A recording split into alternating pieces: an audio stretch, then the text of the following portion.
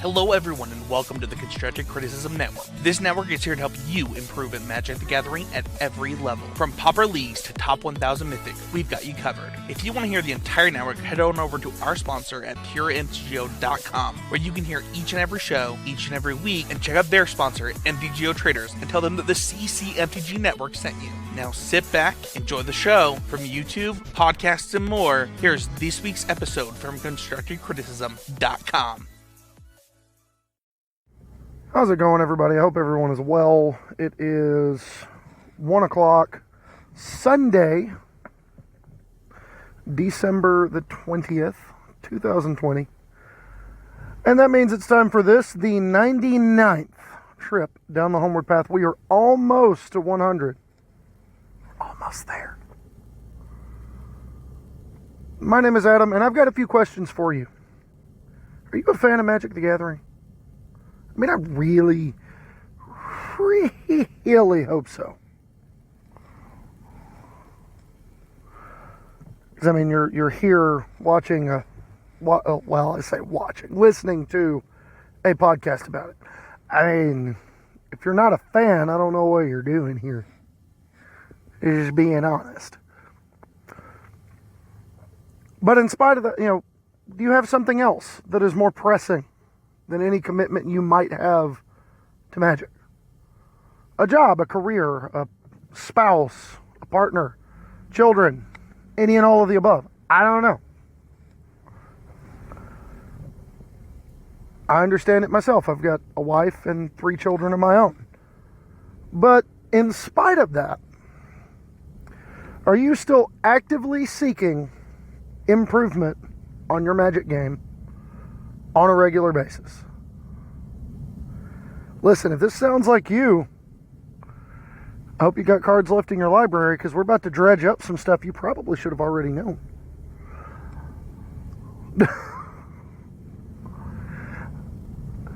So together we can go through and look at the 3 B's of budgetary magical self-improvement. And it's a mouthful and a half, isn't it?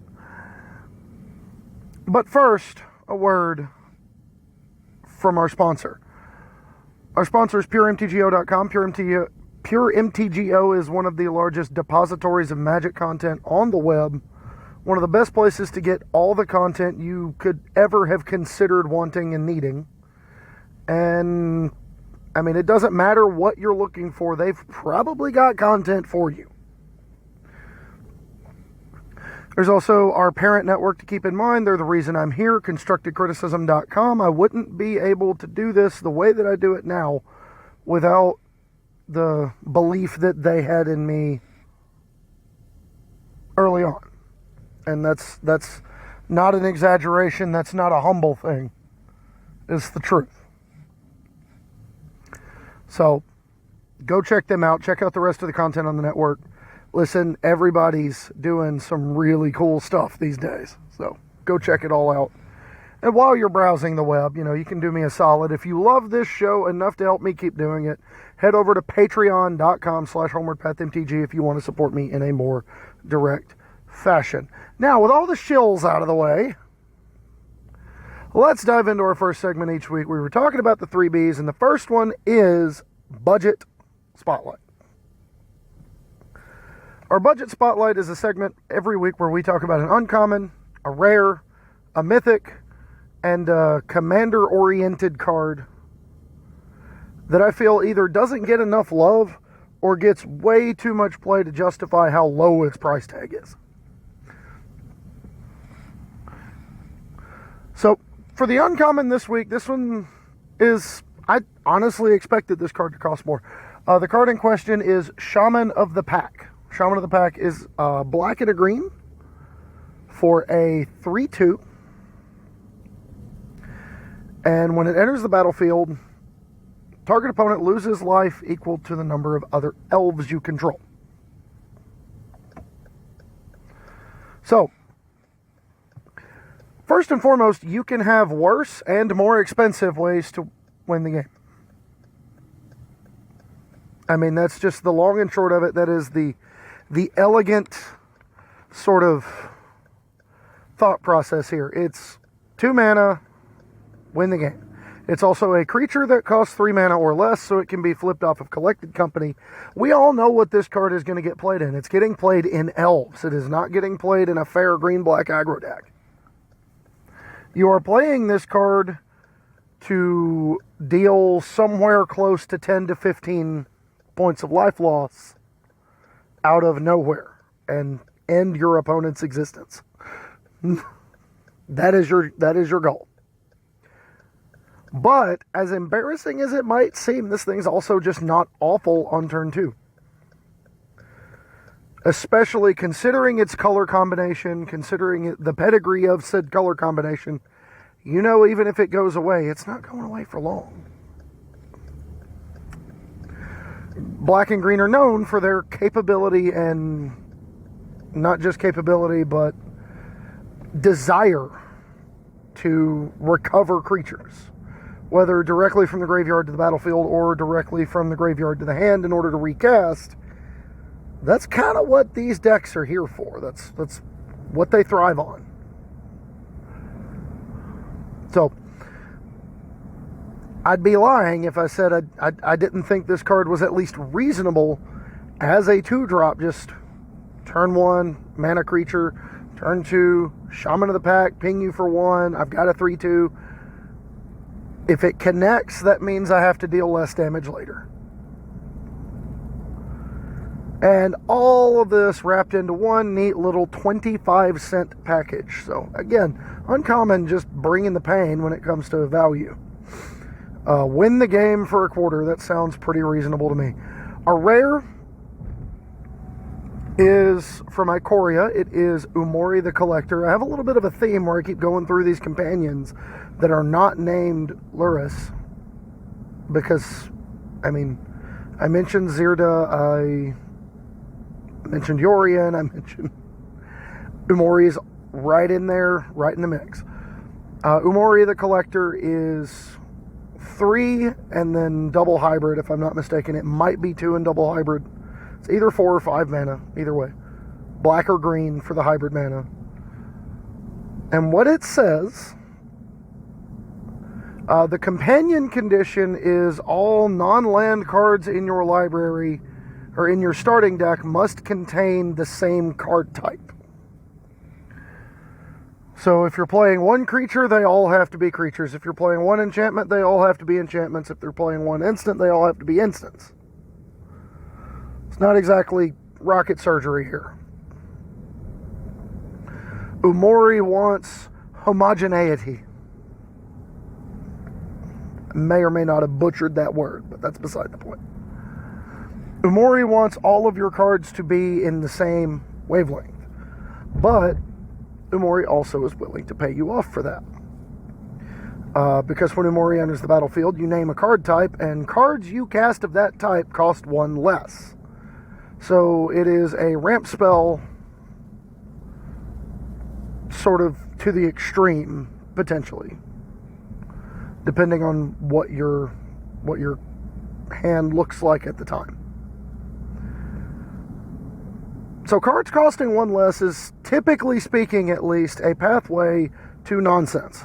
There's a lot of things that can go sideways for your opponent real quick when you introduce the words "my spells cost less" into the equation. In some decks, it's just a free roll companion. Look no further than the deck we talked about last week in Brew with Simic Mutate, or Sultai now, or whatever.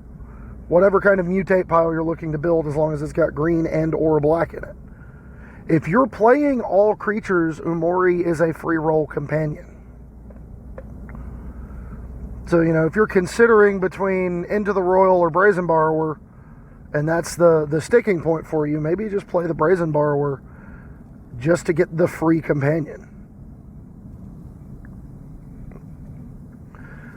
But the thing that's really intriguing to me, and the thing I can't wait to see, it's gonna take somebody more creative than me to do it. I can't wait to see the day when somebody builds an Umori the Collector deck that is not built around creatures. I'm really excited for that day. That's what's going to get me. That's what's going to get me pumped. If I see the Umori Instance deck, or I see the Umori Sorceries deck, or the Umori Enchantments deck, heaven forbid the Umori Artifact deck, like, it gets really interesting the further down you go into that. Further down that rabbit hole you're willing to go, it gets more and more and more interesting. And if y'all know anything about me, y'all know I like it when my stuff is interesting, whether it's good or not.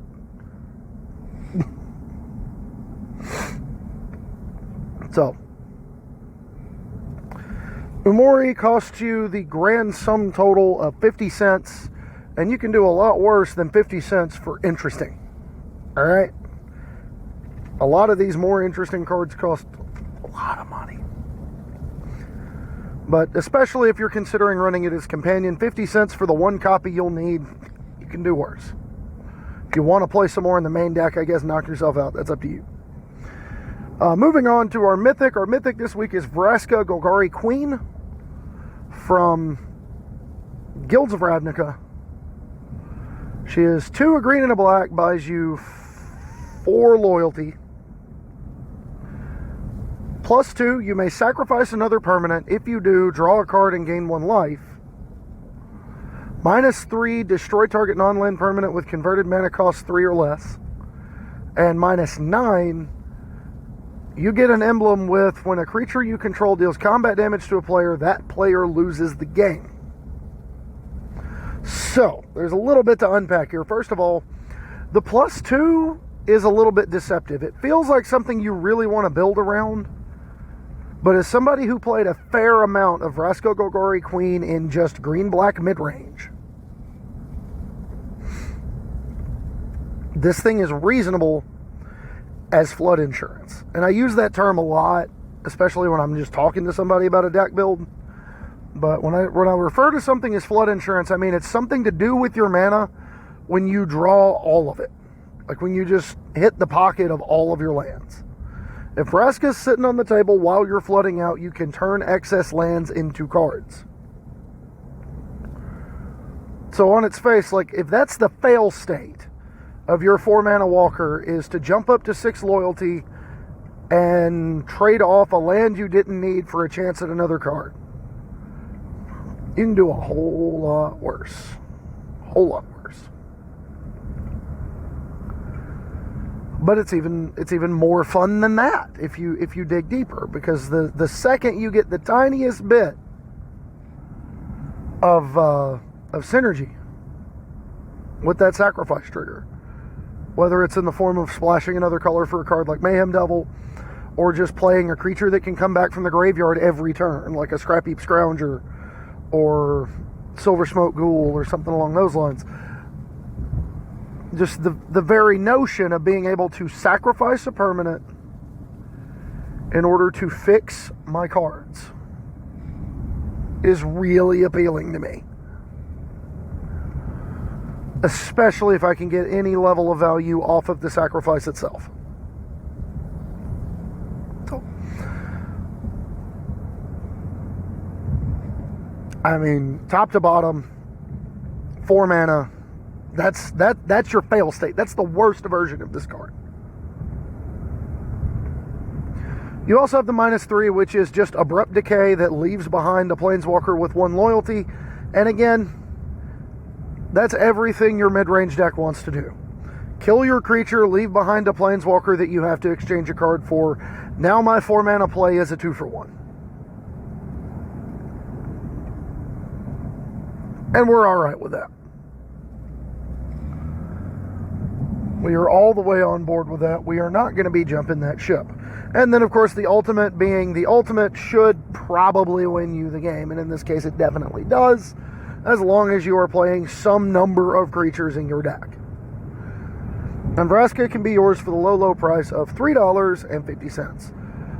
One might say about Tree Fitty, and that would be about the time that I realized that person was a reptilian creature from the Paleolithic era, and I would have to decline said offer. Bonus points if you know the reference. I promise not to make too many more about that show. It just hit me. I had to make it. And last but not least, our commander-focused card is Varl's the Scar-Striped. Varl's is a 3-mana creature. I cannot remember how big it is. It's like a 2/3, 3/3, maybe even a 3/4. I genuinely do not remember the power and toughness of this creature, because that is not the part I'm interested in. The part I'm interested in on Varl's the Scar-Striped is Varl says each creature in your graveyard has scavenge with a scavenge cost equal to its mana cost. So you can essentially pay your creature's mana cost to exile it, and then put that many +1/+1 counters on another creature you control. So cat out of the bag, first and foremost, if you want to build a deck for Commander and the goal is to create as much of the flavor of the Golgari as you possibly can, Varl's. That's the one. Because you are using your dead creatures to power up your not dead creatures. And that is the most Golgari thing that you can do. But more than that, like, as a commander, it's interesting because it can scavenge really big but really cheap creatures that normally would have drawbacks. Cards like Death Shadow, cards like Nixithid, cards like Lupine Prototype that have high power and toughness but low converted mana cost. You can scavenge their counters onto your Varls and kind of operate a sort of Voltron strategy where you're just going to keep swinging and they're just going to keep having to block, or you're going to find a way to get him through and kill them. It's also worth noting that this card is insane in Skullbriar decks, where the counters don't go away when the Skullbriar moves to the command zone. So, I mean, that ups the ante. You know, you pay 3 mana to put 7 counters on my creature, on my commander, and it's going to attack, and oh wait, those counters aren't going anywhere. I know you killed it, but he's going to come back and get and have them still on there. Going to continue beating you to death. That's what we're here to do. And it is super cool. So, and last but not least about Varl's that's interesting there, Varl's is actually just not a dead card in your 60 card formats. It's a card that's seen some play in the past in Modern, in the early iterations of the Death Shadow deck when Lingering Souls was still a card people really wanted to play. You would frequently just play on turn 5, you would treat Varl's as a 5-drop alongside your Traverse the Ulvenwald, because you would traverse for Varl's, cast Varl's, scavenge your Death Shadow, and put 13 +1/+1 counters on your Lingering Souls token and kill your opponent out of nowhere. And that's super cool.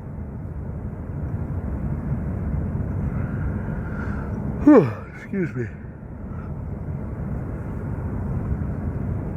Or put 13 +1/+1 counters on your existing Death Shadow and make it so stinking big that it doesn't matter how they block. They have to kill it before it matters. But whatever the case, Varl's the Scar-Striped can be yours for the low, low price of 75 cents. And this is definitely one of those cards, even if you're picking it up for 60 card formats, you're only going to need one. That's the reality of the situation. You only need one. So you can do a lot worse than that, too.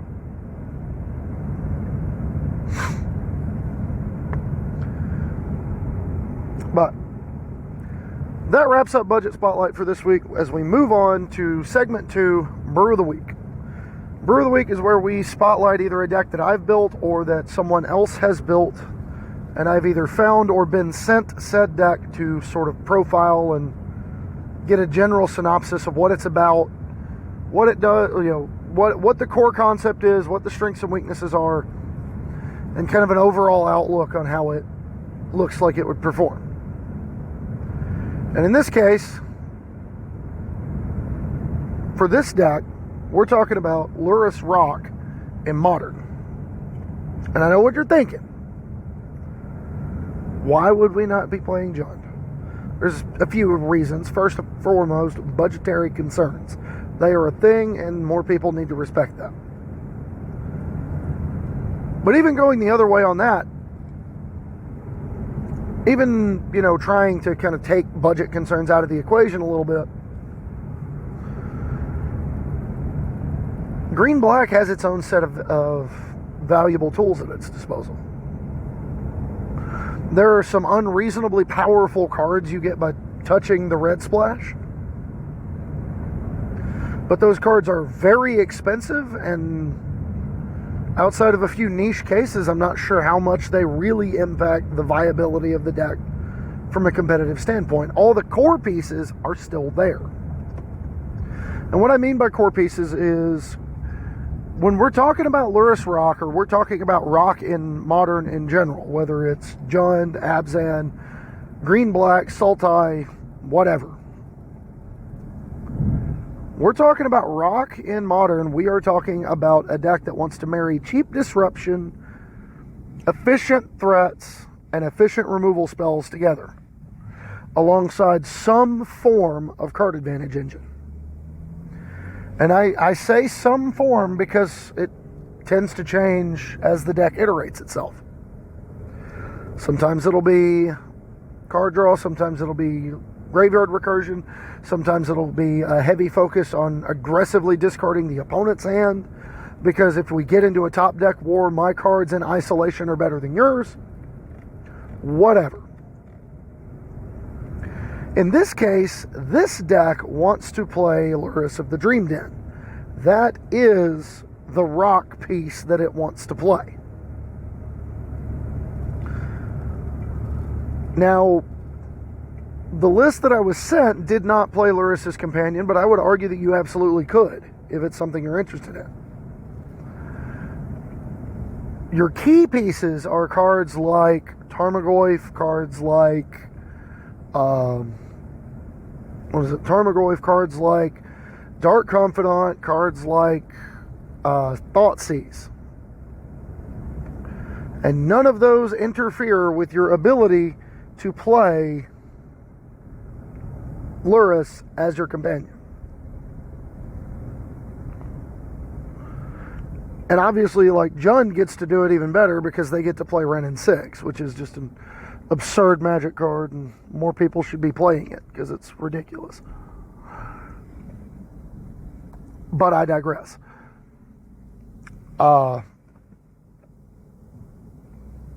When you marry cheap disruption and threats and cheap removal all together into one cohesive little shell where you can play a litany of powerful cards together, you're going to be able to grind just about anybody you play. And that is the goal. At its core, that's what you're trying to do. So, as much as I love the concept of playing like more traditional Jund with Liliana the Veil and all of that, we got some tools here. But when we're talking about customization of Green-Black Rock, like, it always feels like so much of the deck is set in stone that there's not any real reason to customize it, but there's really nothing that could be further from the truth because of what position the rock occupies in Modern. The idea behind the deck is to be as flexible as possible and just try to sort of awkwardly value your opponent out.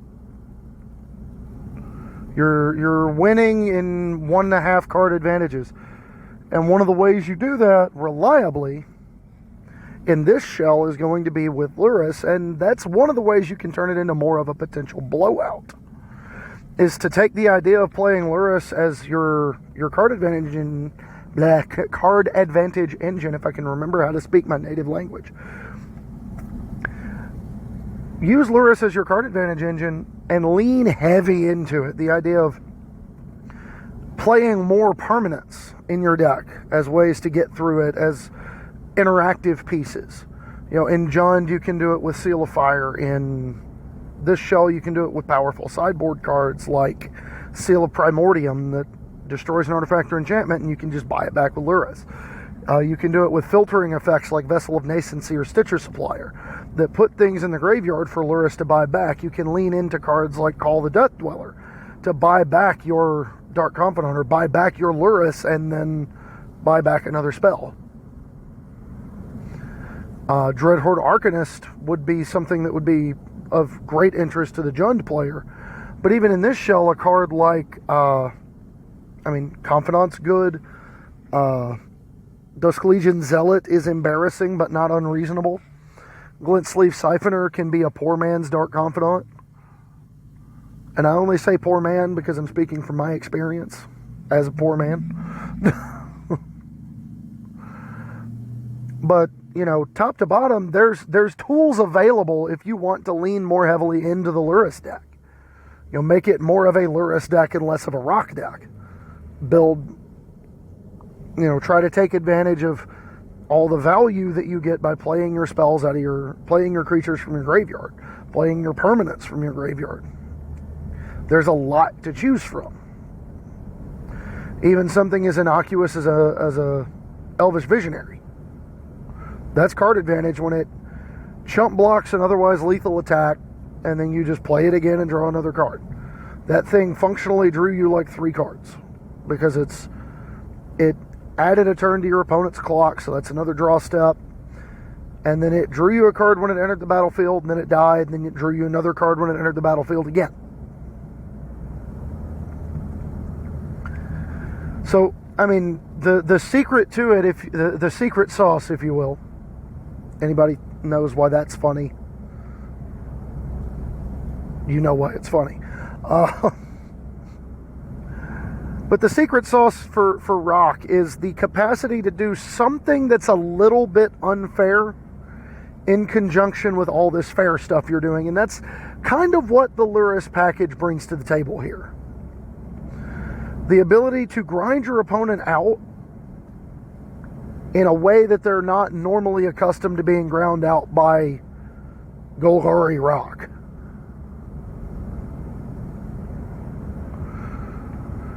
For sideboard options, I know this is going to sound weird, but hear me out. I am not opposed to the idea of playing Grafdigger's Cage in the sideboard of Lurrus Rock. Now let me tell you why. You are barely touching on Graveyard Synergy in this deck. Unless you buy further in and, go all the way in on the idea. You are barely touching on the idea of using cards from your graveyard. You're not casting spells or putting creatures into the battlefield from your library, with the lone exception of when you control Lurrus. That's your little bit of unfair. Well, here's the thing. Your opponents that are going to be using the graveyard are going to be doing a lot of unfair. They are way more interested in that thing not being on the table than you are. You could care less. If it's on the table and your opponent's not killing you, it is doing its job. And I would argue that a card like Grafdigger's Cage does its job phenomenally alongside a Lurrus that your opponent has to treat as like another layer of protection. If you have the Cage on the battlefield and the Lurrus on the battlefield, and they don't have the capacity to both remove the Cage and kill you or set up their dominant board in one fell swoop, well, now they've got to have 2 things. They've got to have a removal spell for Lurrus and a way to get rid of the Cage. Just makes it that much harder, just a little bit more that they've got to try to find while you're beating them to death with 5-6 Tarmogoyfs and Lurrus is 3-2. Like, we can do a lot worse than that. Whole lot worse than that. And then you've got access to some powerful sideboard color hosers. In black, you get access to... What is that card's name?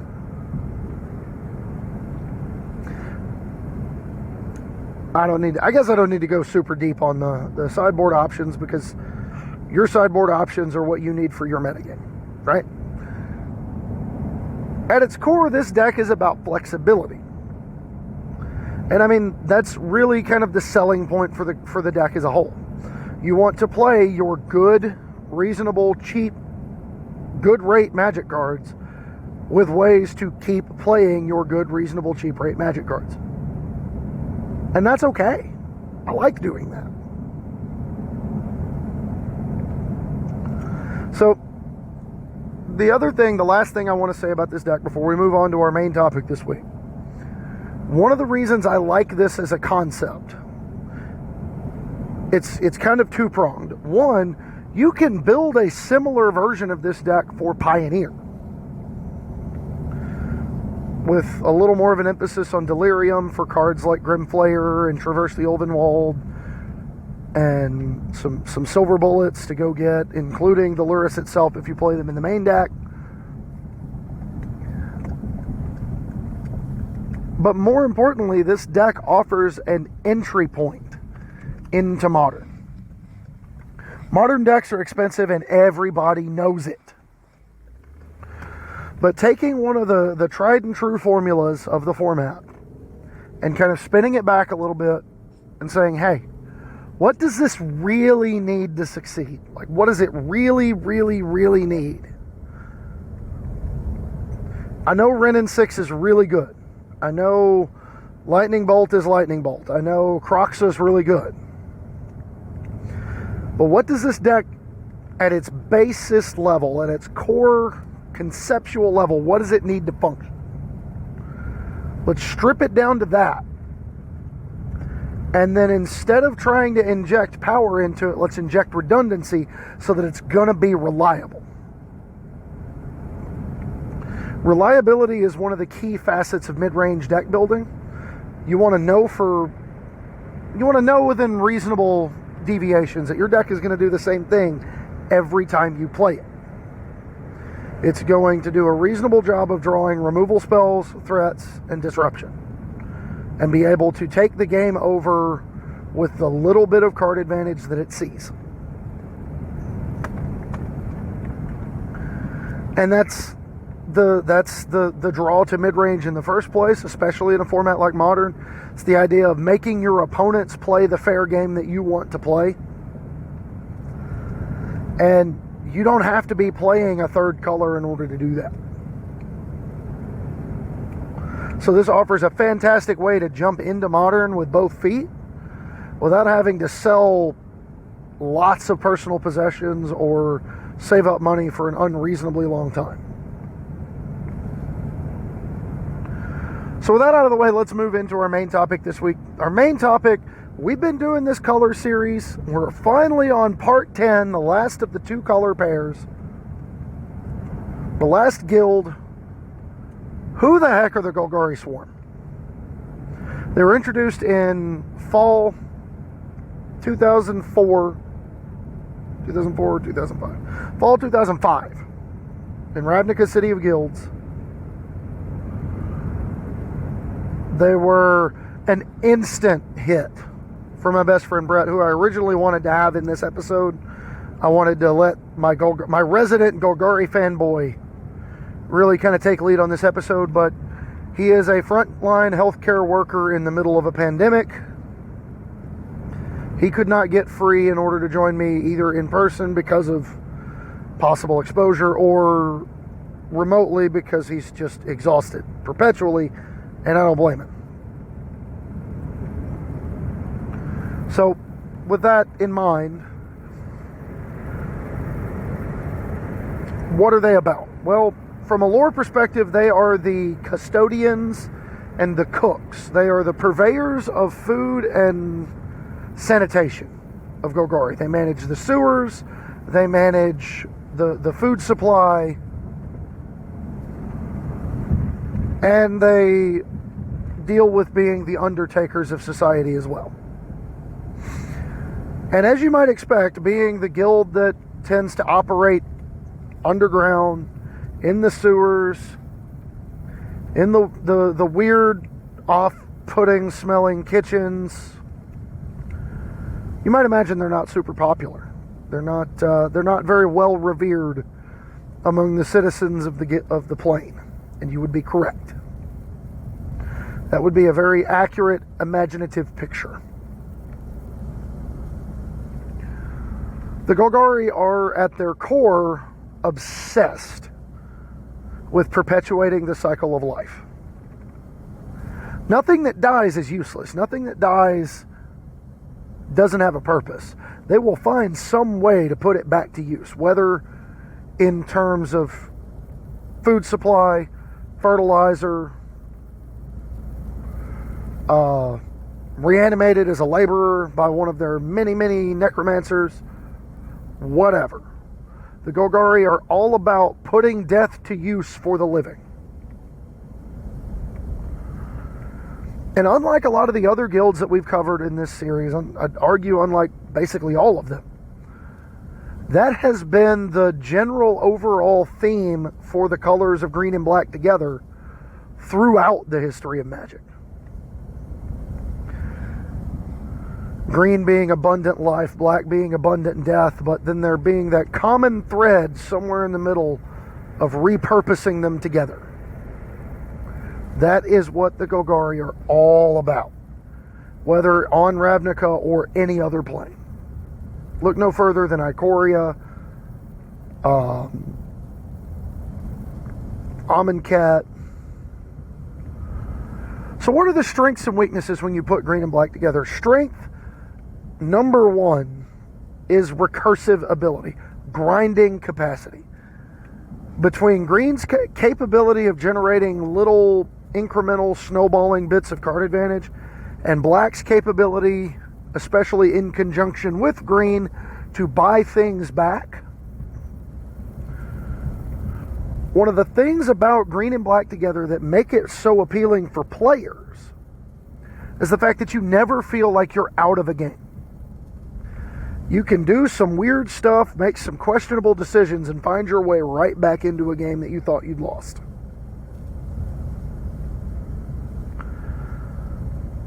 Recursion, recycling ability is one of those key tenets. And then you couple black's capability to interact very favorably with creatures, and green, albeit in a limited capacity, it interacts pretty well with non-creature permanents. Artifacts, enchantments, sometimes lands and planeswalkers. In extreme cases like Bramble Crush, where it's just non-creature permanent.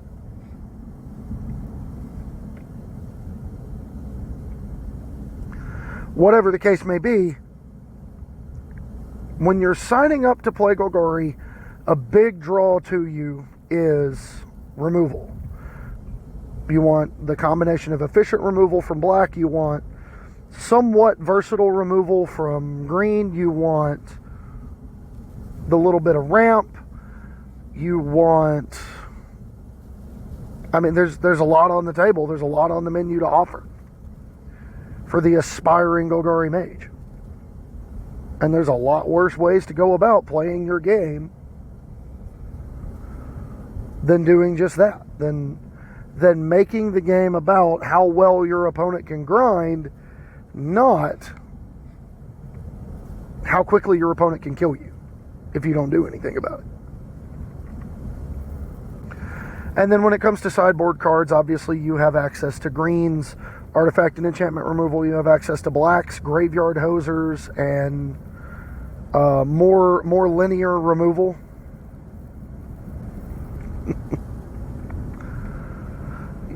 But at its core, the key strength of Golgari is the grind. And that also lends itself to one of its weaknesses. It steadfastly wants to live in that mid-range space, sometimes to a fault.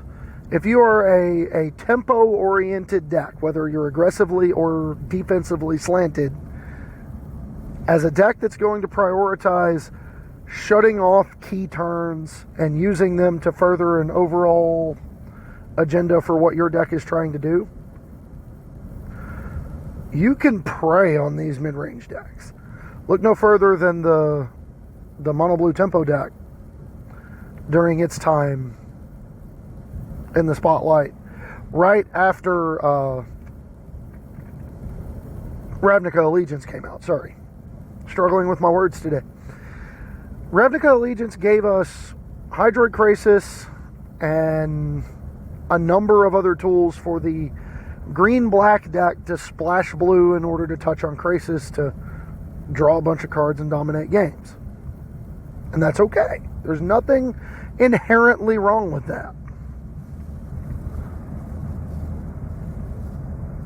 There's nothing inherently wrong with the idea of playing to grind it out that way.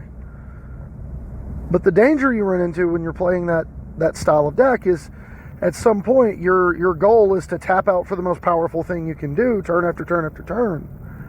And your opponent's going to have something to say about it. And if they have the right thing to say about it, they can not only cut off your turn, but also further theirs with a card like Essence Capture or a card like, God, I wish I had somebody here I could say help me with. A card like Dive Down that stymies your removal spell and makes my creature into a blocker for the turn. Like, all of that is reasonable against a big dumb removal. Like, an opponent casting Veraska's Contempt feels real bad when you have the Dive Down.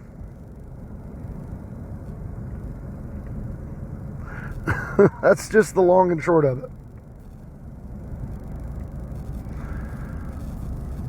I mean, and an opponent casting Hydra Krasis feels real bad when they were banking on not just the life gain from the ability, but the counter spell going through, or the creature going through to block. And then you not only counter the creature, but you also put a counter on yours, and now you're applying pressure back. But even from the other side of it, like Blue-White Control had the Golgari Dex number. The Control decks had the Golgari Dex number. Because yes, they could draw a bunch of cards, they could put some pressure on the board. But if you structured your control deck correctly, it didn't matter. They could do the thing, you just didn't care about it.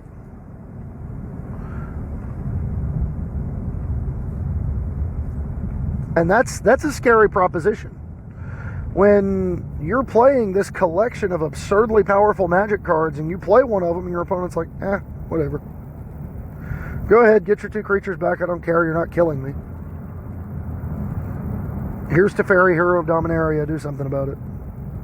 Look, it's a little embarrassing when you're on the other side of that. So, I mean, at its core, that is kind of one of the weaknesses, if you want to call it that, of Golgari. You are such a 45-55 deck against the field that an opponent who puts you in mind when they're building their decks and plays cards that line up particularly well against your most powerful ones can absolutely make you feel like you made the wrong choice in more than one aspect of your life. So moving on, what is the mechanical identity of Golgari? Well, first and foremost, let's talk the printed mechanics, the ones with the little scarab watermark behind the card. The first one introduced in original Ravnica City of Guilds was Dredge. And oh my word, this stuff, this is a weird one because it's kind of a history of magic project, right? Early on, Dredge was widely considered fair. I'm going to say that again. Early on, in its time in Magic, Dredge was widely considered a fair mechanic. The far and away best Dredge card was Life from the Loam. That should give you an idea of the level of competitive usage Dredge got. When Life from the Loam is the best card you have to offer as a mechanic, that's probably a good thing for the way your mechanic was designed. For those of you who don't know what Dredge does, it's Dredge followed by a number, and in lieu of drawing a card, you can instead send that number of cards, you can mill that number of cards in order to return the Dredge card from your graveyard to your hand.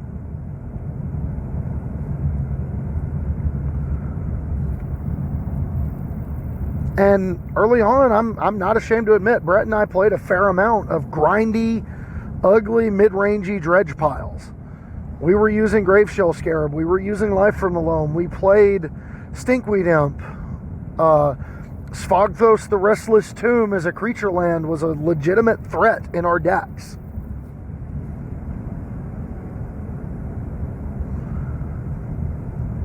But then Future Sight happened. And we got Narcomoeba and Bridge from Below alongside Dread Return from Time Spiral. And that's when the world found out Dredge was actually just busted. Because it was a way to get cards into your graveyard quickly and efficiently. And you didn't really have to work for it. You just needed some amount of discard and draw effects. And a card like Magus of the Bazaar in Future Sight was more than happy to oblige you. Bazaar, it's Bazaar of Baghdad on a 2-mana creature. But you would tap your Magus, draw 2, discard 3. Well, if we have 2 dredge creatures in the graveyard, we can dredge them both back instead of drawing the card. Put all our Bridge from Belows and Narcomoebas into the graveyard. The Narcomoebas will come back. Sacrifice 3 creatures for Dread Return. Bridge from Below triggers, make a bunch of zombies. Dread Return brings back Flamekin Zealot, and somebody dies.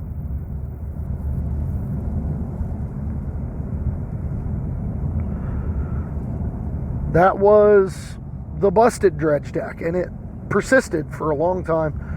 It's still around in Modern. Every once in a while, the format just sets itself just right for it. And a card like Bridge from Below comes along and dominates things for a while. Or a card like Vengevine, or a card like, I don't know, Hogak, who really benefited from being dumped into the graveyard aggressively.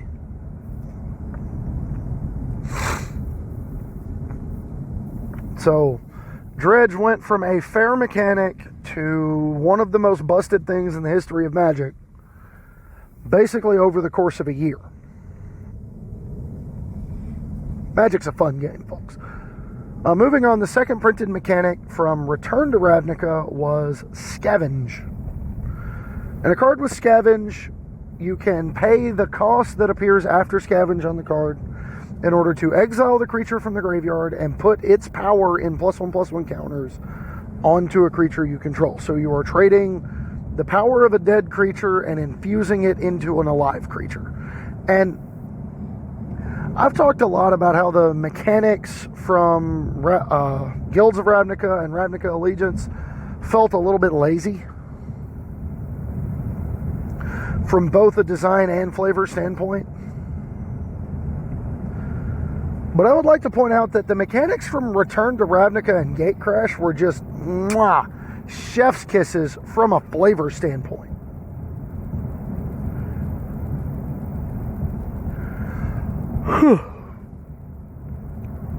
It's so nice. Scavenge is just the epitome of Golgari existence. And ultimately, Varl's the Scar-Striped was the only card with the mechanic that ever really saw play. So, as much of a flavor win as it was not very good. So, I mean, I guess that's kind of our lesson to take away from this, right? Even when something is really cool and there's a lot of incentive to try it out, doesn't always mean it's good. And that brings us to our last mechanic that has been printed with the Golgari watermark, which is Undergrowth. And Undergrowth was a shorthand way of letting you know that a card is going to reference the number of creatures in your graveyard and get a boost based on that. Molder Hulk would cost 1 less mana for each creature in your graveyard. Golgari Raiders would enter the battlefield with a +1/+1 counter on it for each creature in your graveyard. What is it? Necrotic. Was it Necrotic Blight? Necrotic Wound, that's what it was. Necrotic Wound would give a creature it would be -X, where X is the number of creatures in your graveyard. So on and so forth. The only real Undergrowth cards to see any sort of competitive play were Izani, Thousand Eyed, and then there were some of the dedicated Undergrowth decks that were playing Molder Hulk and Raiders. And a couple of cute ones that were playing Lotleth Giant, because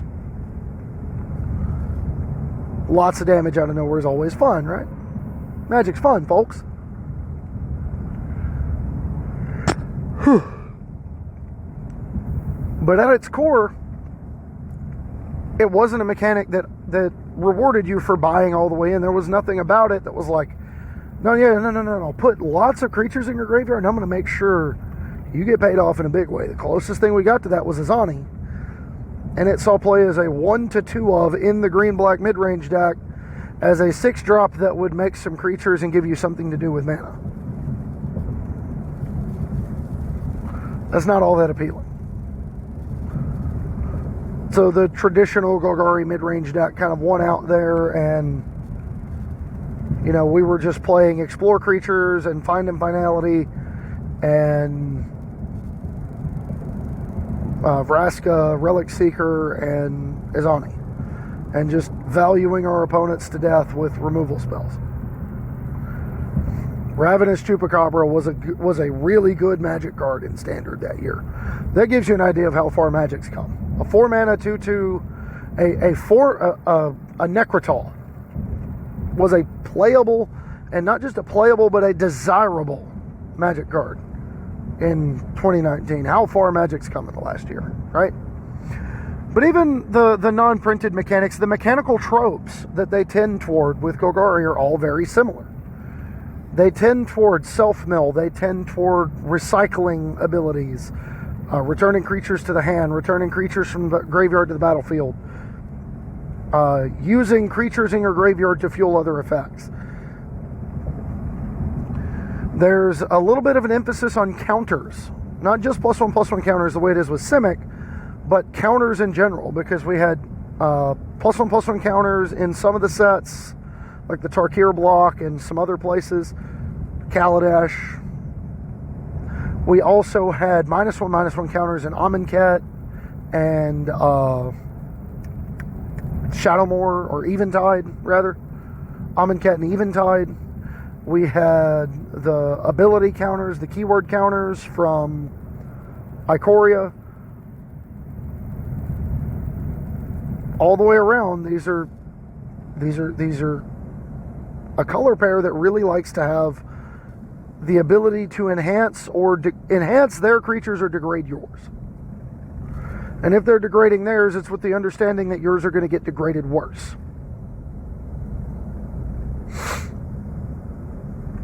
So, at its basest point, these decks are really, really simple. From a mechanical identity standpoint, throughout the years, Magic has done a reasonable job of really conveying what the identity of Golgari is, even before it was known as Golgari. Now, I know there's some mana creatures and there's some tribal themes with stuff like elves or what have you, but at its basest core, the Golgari deck is about the grind and not much else. So, with that in mind, what are some of the decks that tend to pop up? Oh, I don't know. Mid-range, value mid-range, aggressive mid-range. Sometimes there's a stompy deck, admittedly. Sometimes there's a stompy deck out there, and it's actually very cool. We had it for Dominaria Ixalan. It was mono green, and it would touch on enough black to play removal and some additional creatures. Maybe a Planeswalker or two. And that's a cool place to be. I love seeing it when a color combination kind of breaks out of its own shell. Does something a little bit against the grain compared to how it normally operates, normally functions. Love it. Now, when it comes to long game decks, I mean, I don't really have any. If you're playing a long game green-black deck, it's because you've splashed blue into it. You've got the pseudo unfair graveyard decks, your dredge decks, your dredgeless dredge decks, your Hogak decks, things of that nature that buy all the way into the amount of graveyard synergy that these two colors have together. And those decks are either unplayable or busted, and they are very rarely just fine. They're either horrible or awesome. Not much in between.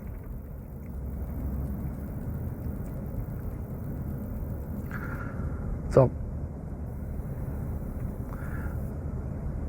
I mean, that kind of sums up the general synopsis of Golgari. You are buying into Golgari. If you are an aspiring Golgari mage, you are doing this with the understanding that you are going to have to embrace the grind. You are going into this understanding that games are going to be ugly, gritty,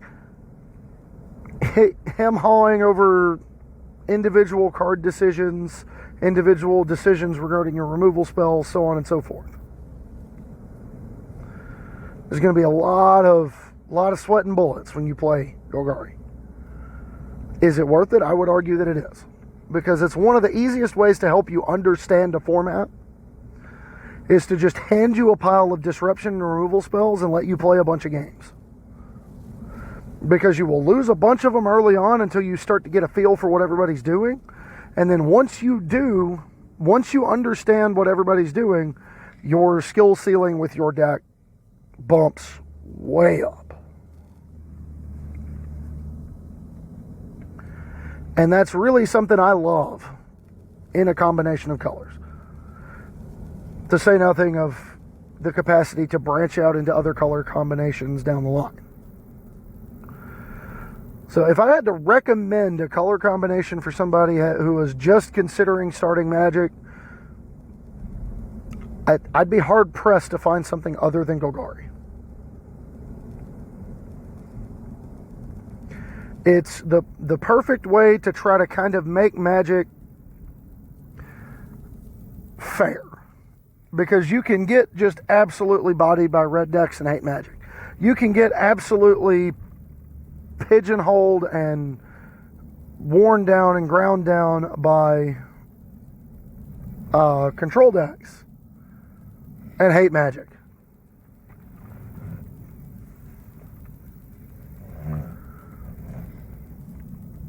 But the Golgari deck, when played correctly, when you understand what your games are about, gives you a chance to win both of those games.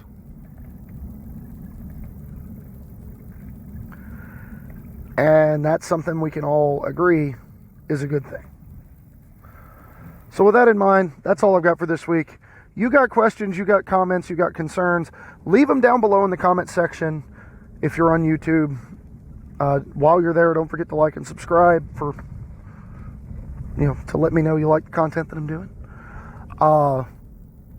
You want to send them to me directly, send them to me on Twitter at HomewardPathMTG. On Facebook, my name is Adam Spain. On the Facebook group, the Homeward Pathfinders. Patrons of the show, obviously you have access to the Patron Pathfinders Discord server. And with that in mind, remember, we're off next week for the holiday. And then we'll be back the week after with episode 100, start of the year.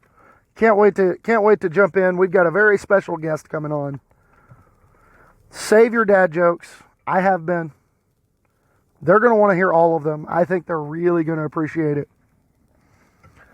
And yeah, just remember, everybody's dealing with stuff right now. Holiday season's rough. All the everything going on in the U.S. is rough right now on the grand scale or even the micro scale here in Tennessee, where we're like the third highest COVID infection rate in the nation. I think. It's not good. Not good at all. So, when dealing with people, remember words of wisdom from Peter Capaldi. Never be cruel. Never be cowardly. Remember, hate is always foolish. Love is always wise. Always try to be nice, but never fail to be kind. So, reduce, reuse, recycle, and be kind. We'll catch you in 2 weeks.